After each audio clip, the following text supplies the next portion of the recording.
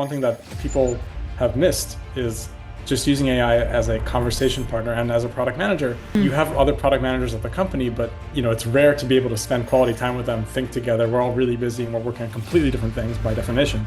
I'm actually anti-prompt engineering. Interesting. You need to know these very specific magic spells, like Harry Potter or Wicked or anything like that. And if you don't get the wording perfect, the other guy's going to get a raise and you're going to get fired. What are some ways you think one can get better at prompting? Like what's worked for you in the past? Every LLM has a pencil icon when you hover over your prompt. The Gemini has this, ChatGPT has this, Claude has this, and you can edit what you just said and you can add another sentence. You're like, oh, wow, it misinterpreted me. Keep changing it until you stop getting annoying answers. And then when you're stop being annoyed and you're happy with the answer, you have an amazing prompt. Very curiously asking, what are some crazy areas that you've personally used AI for? The one that I'm proudest of is using Claude as a nutritionist. And I would take a picture of all the options. I would say, hey, what can I eat here? It would give me some ideas and I'm like, okay, but I don't like that. So, okay, we'll try these things instead. Way more empathetic and forgiving than an actual nutritionist that I worked with several years ago. Hey everyone, welcome to the Founders Foyer with me, Aishwarya. This foyer is full of conversations. The space where creators, founders, and builders look for all the support and concepts to grow their ideas into products. Being a productive product builder is no longer about catching up with messages and people, but more with keeping up with the AI shifts. Especially being hands-on and scrappy serves better at this phase of tech, and there's so much learning in store. So, what's it like to build a system around AI and thrive in one's own way? I've got the best person right here to share that with us. Raviv has been a hands-on PM and technical co-founder for 15 plus years at hypergrowth companies. He's a GenAI PM and he's been on the early teams of Patreon, Riverside, Wix, DuckDuckGo, AppsFlyer. He teaches one of the most popular courses in Maven, focused on building your own AI copilot, which we're going to actually get and deep dive today. Hey Tal, thank you so much for joining me here. Thanks for having me. Awesome. So I'm like super curious about this, Tal. From chemical engineering to PM and now with a lot to do with AI, your experiences have always been so varied and there's a leap. So has picking up different skills always like helped you along? Are you generally a person who loves curiosity? And do you think that helps you with that times like this where there's AI into the picture? Yeah, so it's definitely a big leap from chemical engineering to generative AI. So chemical engineering, right, is like careers in working in factories and refining oil, brewing beer, mass producing vaccines, whatever it is, right? So in college, one of my internships was on a factory floor, with hard hat. So it seems like a really big gap or a really big jump, I should say, but it seems like a really big jump from my LinkedIn. But the real story, which you won't see in my resume, is that when I was in college, I actually really love the degree and really love chemical engineering, and I think it still influences me today.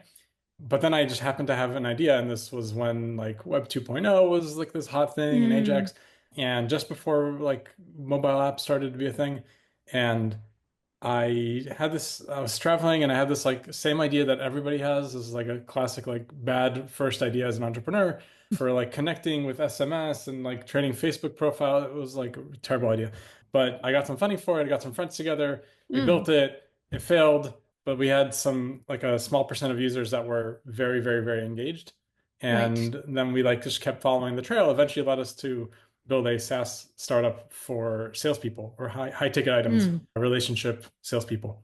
And that taught me, or that forced me, I guess, to learn to code, marketing, support, fundraising, trying to think, basically all the hats of building a startup. And it was fun. It ended up being like a profitable 10-person startup. But I would say that chemical engineering, to your question, what does a chemical engineering degree prepare you for? Well, you're sitting in 4 years of, really difficult classes where the professor cannot explain these concepts. Even the best professors are terrible at explaining. You have to sit in groups and figure it out on your own. They're Yeah. incredibly abstract. And once you survive that, you believe that you can learn anything and there's no barriers out there. Because if you can survive a chemical engineering degree, you can do anything.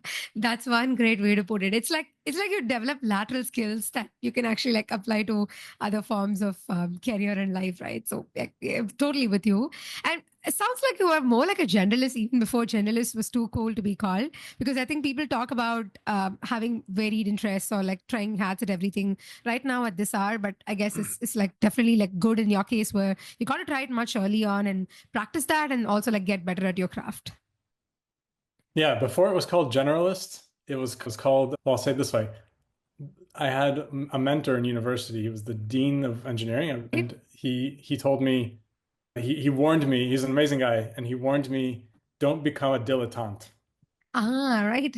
So before it was called being a generalist, it was called being a dilettante. Yeah. And I didn't follow his advice. It was really good advice, I think, for somebody who really wanted to succeed in academia and PhD, and that wasn't the track I chose. So it ended up Yeah. being a good track. It sounds very artistic too. In some sense, it feels like you're, oh my God, like that person's praising me. But yeah, like it sounds like No, too it good sounds a like a joke. nice word, but a dilettante is an insult. Yeah. Exactly. But yeah, I guess, yeah, from a different lens, you got to like try a bunch of other things as a startup founder and like pick up skills and go on. So yeah, that's the positive side of it. Right. So, on this context, I would also love to understand about you. You're like currently from being a PM on these early teams to actually teaching a course about building their own co-pilot with AI.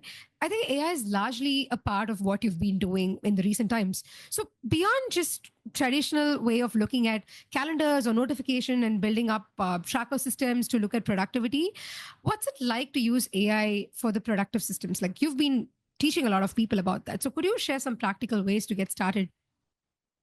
Yeah, I'll confess that I actually don't use AI for like the like productivity workflows or automations that well. Mm-hmm. I haven't figured that out. I'm actually really struggling with that using whether it's Zapier, Relay, Lindy, all these companies. I'm trying really hard, and I find that it's difficult to make it work in a way that doesn't create a lot of noise. So right now, Mm. my use of AI is actually really, really different in a productivity sense. I really Right. believe in using AI as a thought partner. So Mm. I guess I'll contrast that, right? There's a lot of talk about using AI to draft documents, like Yeah. draft your PRD, draft your messages, and that's totally legit. I think that's like a nice result. But Yeah. right, and you have all these like automations, that's another thing. But I think one thing that people have missed is just using AI as a conversation partner and as a product manager. It's a pretty lonely job, right?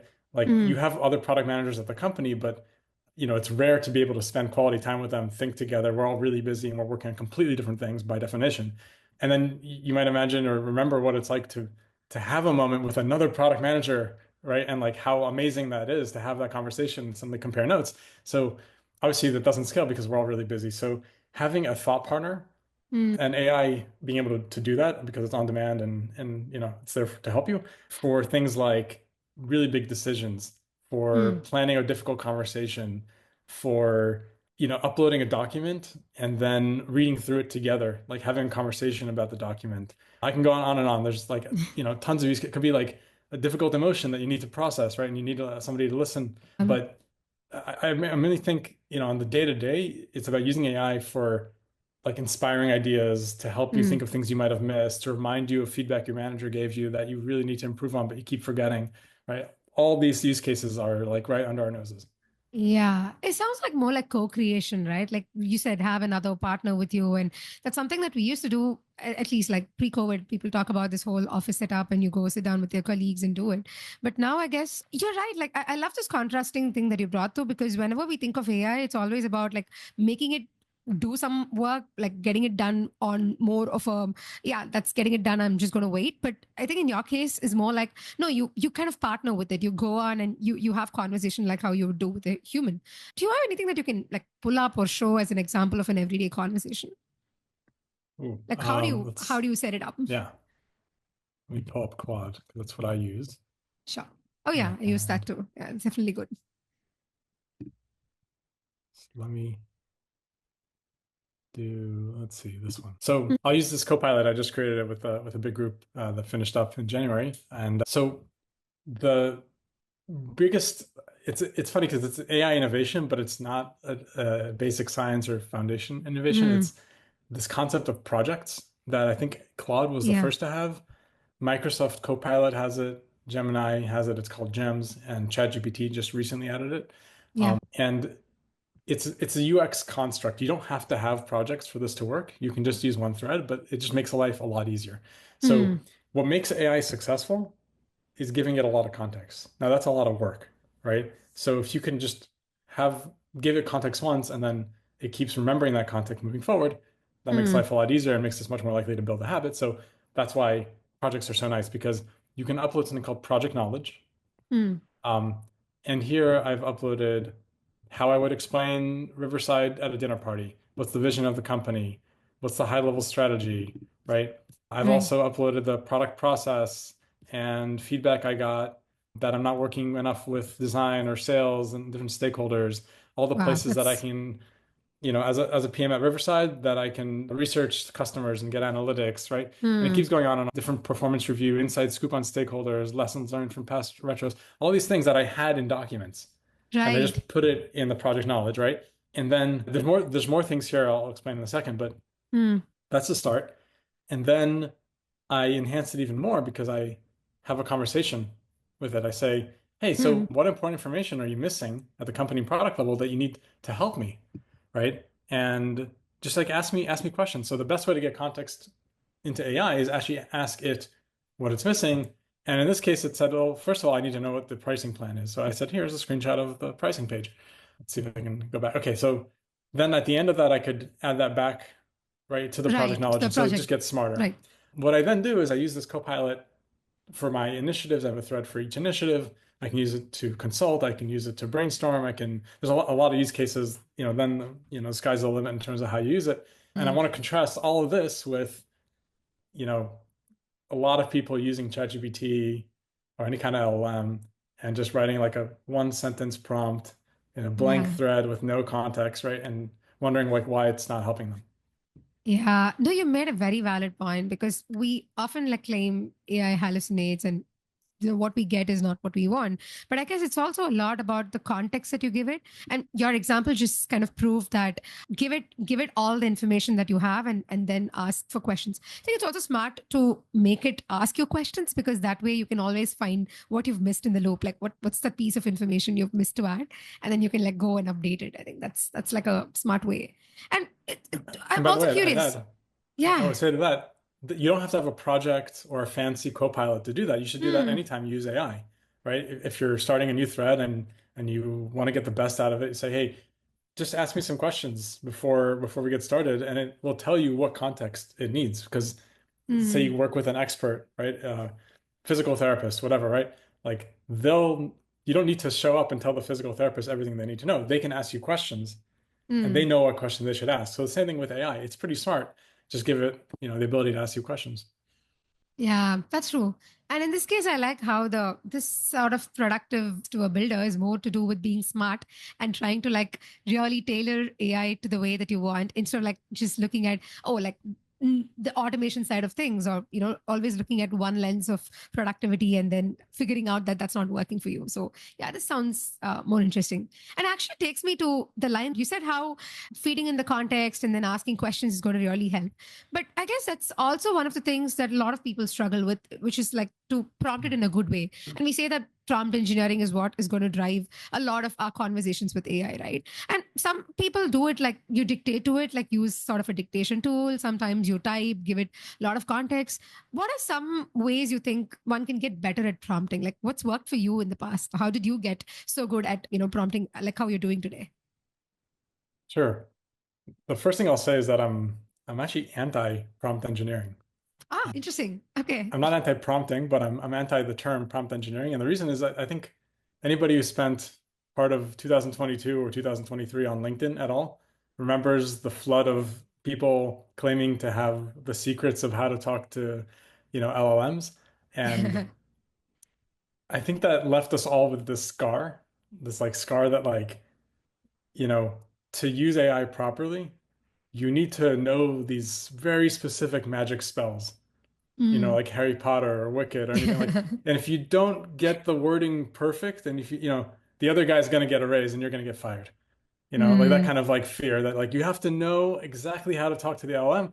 And first of all, most of that has faded away because you don't need to do most of those tips from 2 years ago or a year ago or even six Mm. months ago are no longer relevant. And there's a really good reason why those tips are no longer relevant, because every time that there is something special that you have to say to an LLM that some Mm, people know and other people don't, mm, right, limits the accessibility of those products. And those companies have every incentive, right? They're trying to appeal to as many people as possible.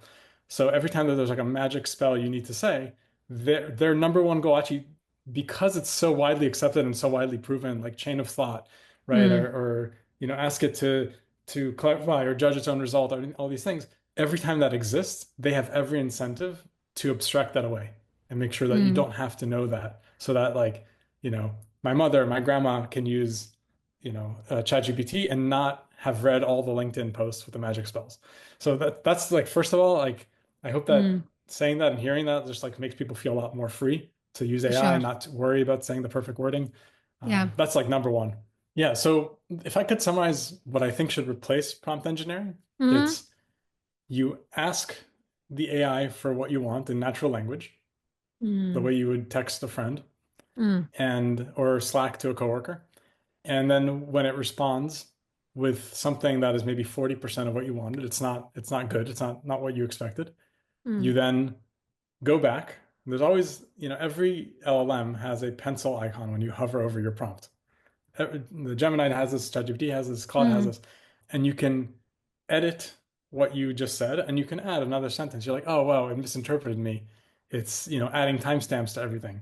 Okay, I'll add. Please remove the timestamps. And then I, do it again, and it's like not. It's like summarizing instead of using exact quotes. So I'll go back, edit the prompt, and I'll say, please use exact quotes. And I just do this iterative process of banging my head against the wall until I get what I wanted. And like, 3, 4 tries later, I have what everybody else thinks is this like magical prompt that is like so Yeah. good and, and so sharp, but it's really about iterating. So Mm. if I could sum up prompt engineering, it would just be, try something and keep changing it until you stop getting, sorry, keep changing it until you stop getting annoying answers. And then when you're stop being annoyed and you're happy with the answer, you have an amazing prompt and you can keep going in the conversation.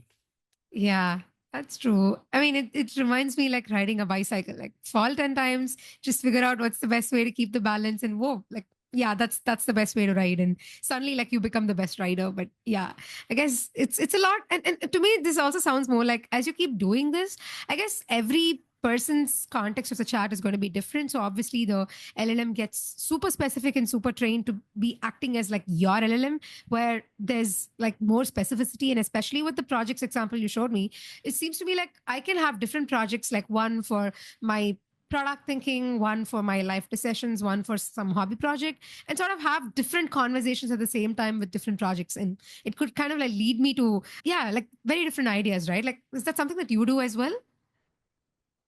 Yeah, I think a big part of it is having the LLM also get smarter with time, right? Yeah. So ChatGPT implemented something called memory. That's like a really basic version of it. Mm, But also you can create your own memory. So if you're using a project in a Copilot, Copilot just means, this construct, this thing you're talking to. So project is the way to implement it. You can, every time you come to a conclusion or learn something or, finish an initiative and you have lessons learned, you can then mm, ask it to summarize what new information did you learn in this thread, and what would be important for a new product manager starting today, or lessons learned for all the other initiatives I'm working on. It makes a mm. document. You can add that back to the project knowledge as well. So yeah, you can also have it Interesting. keep getting smarter with time. Like yeah, keep feeding it more by asking what to feed it to the AI itself. Yeah. And just a side note on this, so like I don't want to dig deeper onto the tools because like you said there are way too many tools, ChatGPT, Claude, Gemini, so many models available. But when you say like it's an AI co-pilot that you're building for yourself, is it primarily based on projects, or what other formats do you think someone can get started by setting up their AI system, like the co-pilot system you're talking about? Yeah, so I'm always trying to figure out if I can do this in, an Mm, agent way, or agentic is the buzzword. right. And right now, I don't believe in that yet. Again, we're recording this mid-February, 2025. Who knows what two Who days from now will knows? bring? But yeah. Absolutely. Um, but the nice thing about a co-pilot in a project's kind of sense, or just like where you have it kind of sandboxed, to your ChatGPT or Claude or whatever it is that you control the inputs Right. and you also control the outputs to the rest of the Mm. organization. So it's not reading your Slack yet, and it's not writing to your Slack yet. That day will Mm. come. I hope it does. It'll be really, really interesting and fun, but it's not there yet. And so I think, Mm. trying to go too far raises the stakes. These things can be really, really fragile. But if you're in the middle, it's not so fragile. Yeah, yeah, you're right.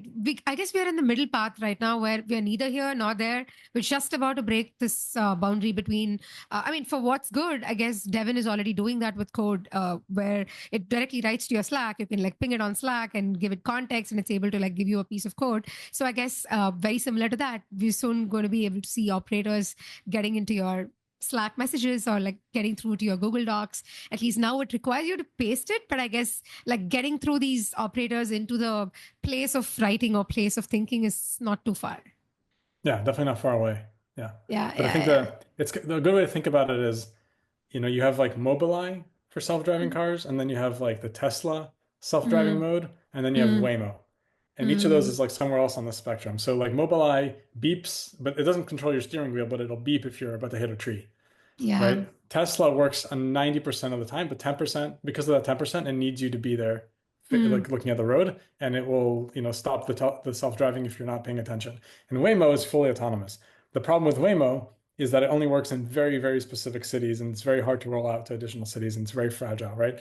So I think the good starting place for anybody thinking about using AI at work mm, or advanced task is to think of it as a Mobileye, like or any car has this thing built in already, which is, if it beeps and it's mm, wrong, there's no mm, tree, nothing happened. You're not gonna like, crash the car because the beeping was wrong. But if it's right, it'll save you, right? So mm. just take the good and leave the bad, right? And Yeah. approach it that way. Don't hold it to like a Waymo standard because Waymo is Yeah. cool, but it actually has a lot of limits to it. Yeah. And I guess like keep trying to get to finding more good with it. Like you said, keep iterating, keep asking more questions and keep getting better at the context where you get more good out of it and like you sort of neglect the bad piece from the picture. Yeah. Yeah, Yeah. that sounds about right. Yeah. And I guess like what's more interesting for me is how at the end everybody builds a system that's very unique for them because whatever you feed as a context to all of these projects or tools is going to be at the end of the day it's going to be your personal data and also like the data that's going to hyper specifically come back to defining who you are at work and like otherwise. So this also brings me to understanding really where's the line that you have as separation, right? Because we're delegating a lot to AI, and there's, of course, like we're treating it as thought partners, but there's also like a step back where we take to make a human judgment. And both of this is very hand in hand, right? Like where we go on to give more context, we ask certain things, we get back. So, what are the moments in which you favor AI, you favor human judgment? Have you faced that in the past where like you took a conscious call to say, oh, like here's where I draw the line, or here's where I do these things? Yeah. I mean, I think the answer is always, Mm, always review the results. mm, And, I think it's like the saying, trust is gained in drops, but lost in buckets, or lost in buckets, gained in drops. It's on the AI to gain our trust to the point where maybe, 100 tries later, we're like, okay, this is something that I don't need to inspect this closely. Just like working with a new person you haven't worked with before, right? You have to just understand that like for this use case, for these tasks, you can trust them blindly, and that's mm, a really high standard. So I think the same thing goes for AI, and I think that really just emphasizes like what is our role going to be for a very long time as product managers. There's going to be a lot of things, but definitely like judgment and like high stakes decisions mm. and taking responsibility for high stakes decisions. That's going to like, maybe one day, Terminator robots will take over everything. But like right now, or I think that the use case that we are going to hold on to for the longest is those like really high stakes decisions that require a lot of judgment and maybe context the AI doesn't have. Mm, And to be relevant, in that time, and to be able to, like you said, like know where the line is, mm, that's why it's really important today to be as close to the customer as possible, to continue having that intuition, to be close to the raw data of customer feedback, quantitative and qualitative. Like don't let AI come between you and the raw data. And like don't deprive yourself, right, of that training data that you would give AI. Make sure you know just as much, just like a good manager or a good yeah. CEO, right, doesn't get too disconnected from the factory Mm, floor or the customer, right? Or the software, the code. So mm, I think it's the same approach for product managers. Like to answer your question, like where is the line? Like you need to first of all, you have to like maintain that same context and don't give any of it up. Mm. Yeah, like be in the know of what you're feeding AI and not just like blindly let it guide you or let it derail you somewhere. That's what I hear, right? And it's also very funny because, like, I guess a lot of other roles, people don't have this exhaustion or people don't have this sort of continuous overthinking as to is AI going to really take all of this away from me. But I've been hearing this out in the builder slash PM space where a lot of folks think that AI is already at the job. It's more like, oh, like AI is just going to replace you. And of course, I think we've been hearing some form of the story or the other over the last many months where it's more like, oh, now there's no Figma, AI is replacing Figma. Like there's prototypes, there's this, there's that. I guess like that's like a never ending thing. But for someone who's really like sitting out there, someone who's like a very talented PM, like very talented product builder, but who's sitting out at the skepticism of like, is AI really going to come to me? Is that like something that you would ask them or like kind of tell them to get started with in a way that wouldn't really, draw the line or bother them in this picture? Yeah, I think there's two extremes of the hype spectrum. So there's like, AI, like you said, is everything is dead. AI isn't taking everything That's a over. All software, delete all your template. software. Yeah. And like, that's it and it's over. Yeah. And like you said, every week there's another, this is dead, that is dead, this role's dead, that software's dead, this company's dead. And in practice, you show up at the office and people are alive, people are using software. It's not Yeah. the same. The other extreme is obviously saying that AI couldn't do this and there's never going to do that. That's also extreme. And how do you figure out like where the truth is? Mm, I think actually somebody listening to this who is a product manager working on a team, you know, in a company on a real product has the best pulse on where reality is because as long as you stay hands-on and mm, you try things out for real, I think like make a little bit of time for a few days a week just to try these things. Don't read the hype. Say, okay, people are talking about Cursor, people are talking about Replit, people are talking mm, about, you know, Zapier or Relay or, Lindy and all these agents, whatever it is, like just try to set it up, try to create like a simple use mm, case mm, and see for yourself. And you'll mm. see how much of it is, okay, I see the potential, and you also see what the limits are. And then you'll understand, okay, like, this could go. Our minds Yeah. love to race ahead into the future, and influencers on LinkedIn and the blogosphere and whatever love to like, take a few dots today and draw a line out into the future and say, okay, done for the day, I'm going to go eat lunch. But like, that's not reality. So just stay Yeah. hands on.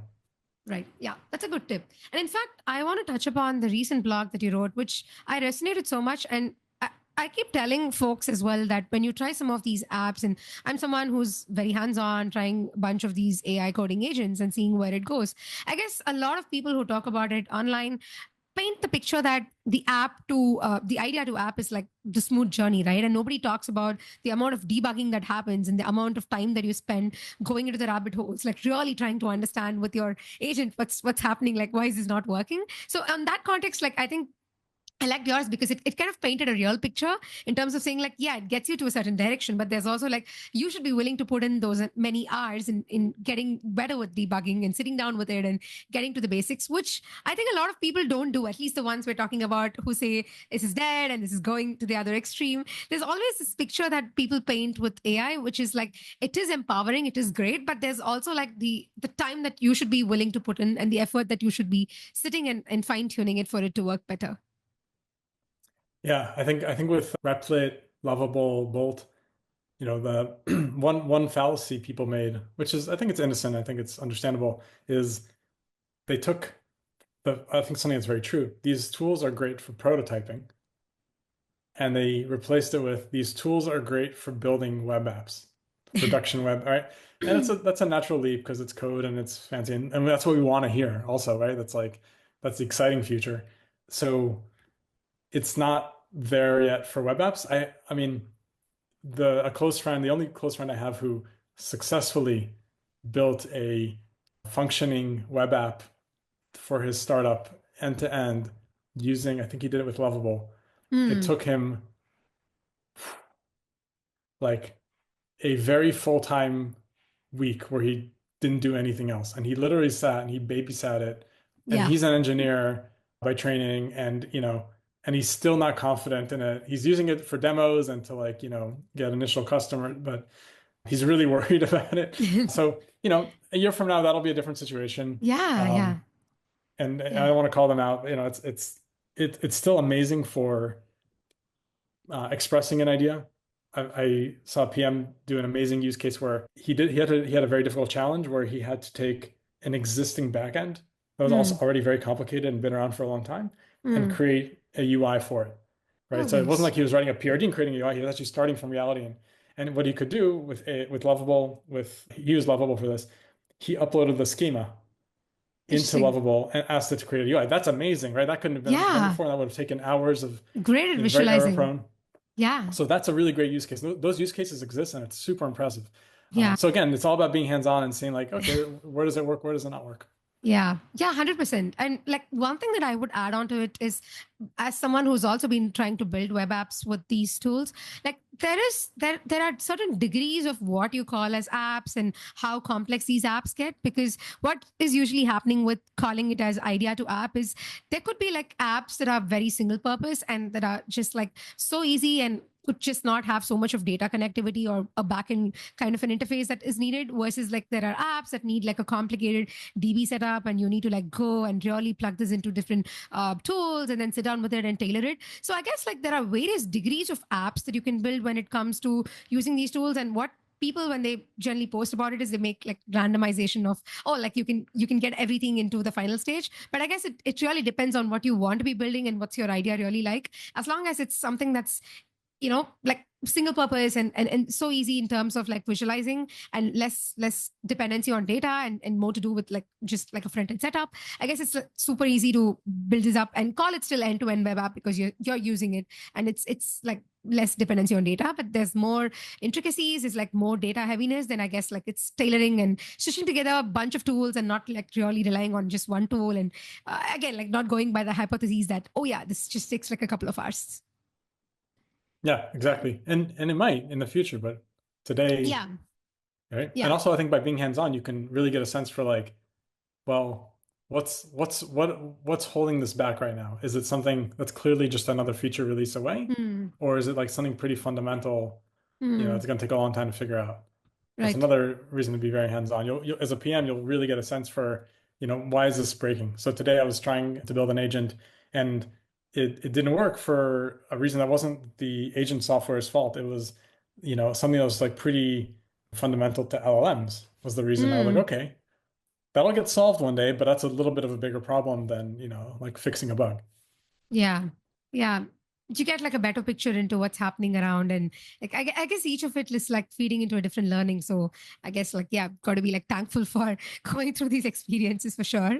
And so like just to emphasize on being hands-on, I guess like one way to do that, like you said, is get up your systems, have projects, give AI a lot of context, talk to it, treat it like a sounding board.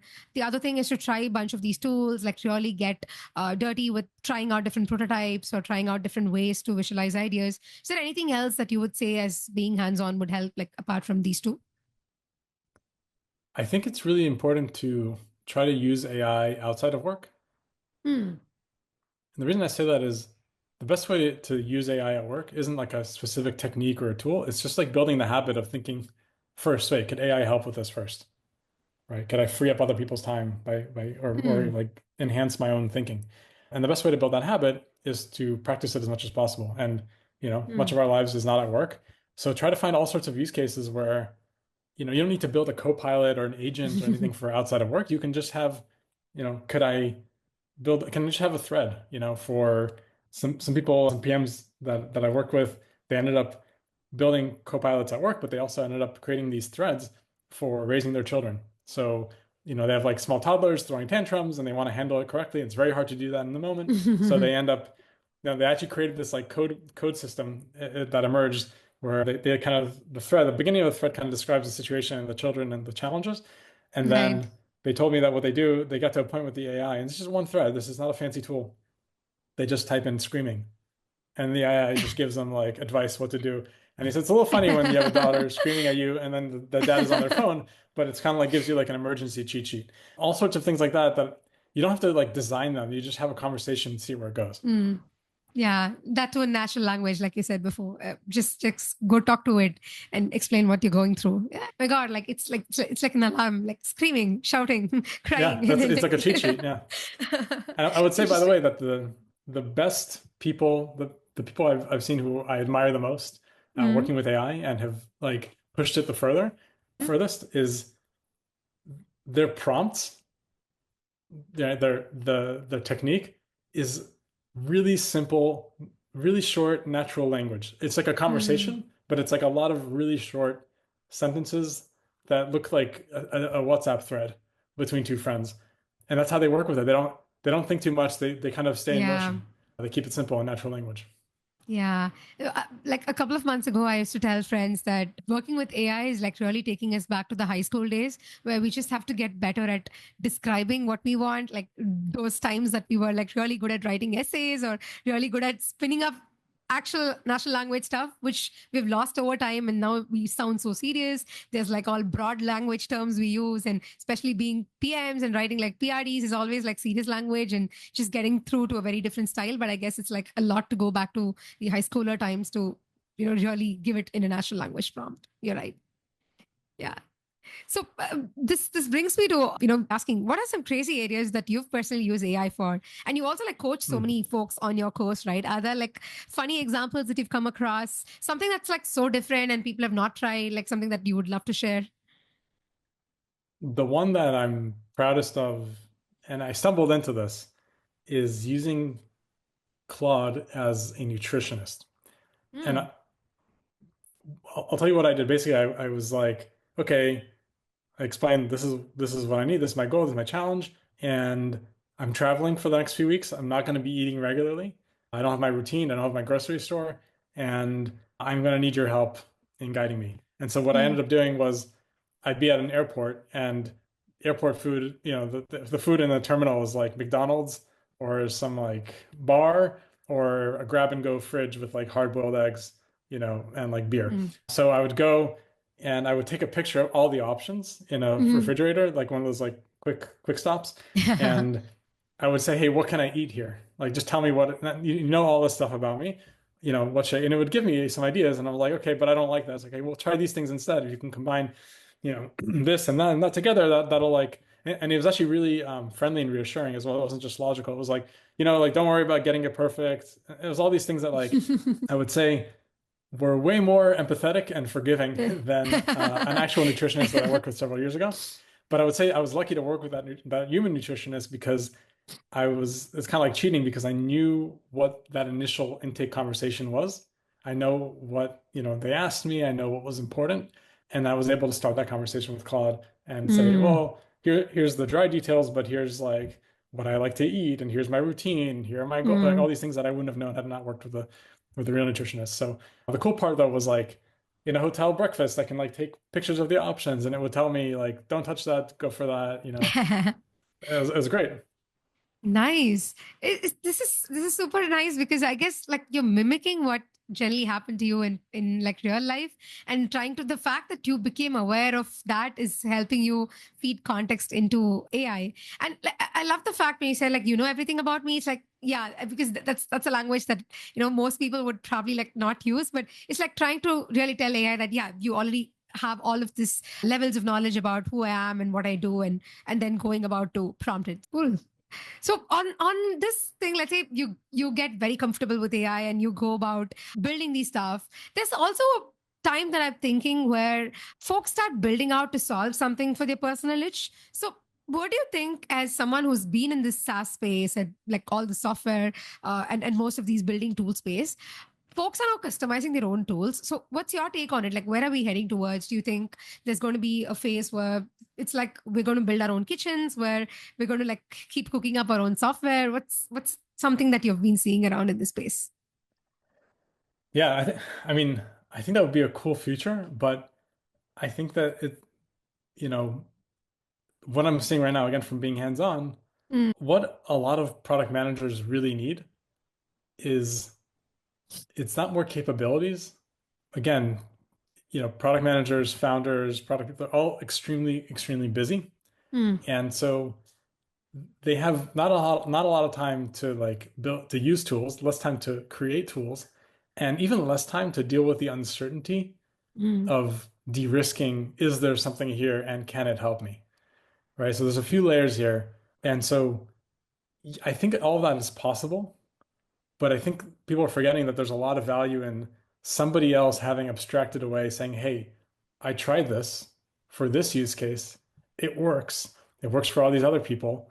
I've set it up for you, right? And would you rather set it up from scratch and take your time and your risk with all that, or would you rather pay a little bit of money, right, to have all Mm. that abstracted away and somebody else take ownership and responsibility and maintenance of that and have someone to call when things don't go well? So I think everything I just mentioned is like not trivial, especially the subtlety of like knowing that the AI, right, can actually do a good job. It's worth doing something here. Like it works in this use case. That is a big question mark for a lot of use cases.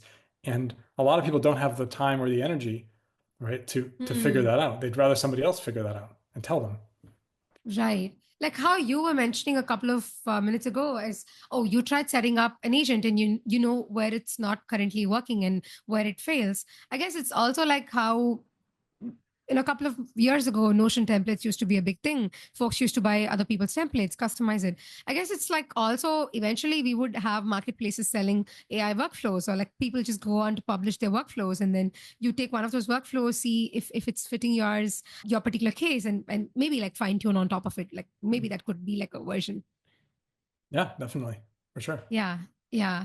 So yeah, I think we're not too far away from that is what I see from whatever's happening around in terms of the AI pace. And that's like one of the things that brings me to the last part of our conversation, which is with all of this AI advancements and improvements that's happening, there's also this other side of humanness, which is to be grounded and be very mindful, because there's always like a lot to catch up on with the AI wave. And there's so many emotions that go on. Like I said, PMs are busy, we builders are busy. Like at the same time, we want to always stay on the top of the game. So we try this catch up thing with anything and everything that comes out every other day. So, how can we come from a place of curiosity and not let this all overwhelm us? Because I really think that dealing with emotions is a large part of also learning a new wave or a new technology to do with today. So, what's your take on that?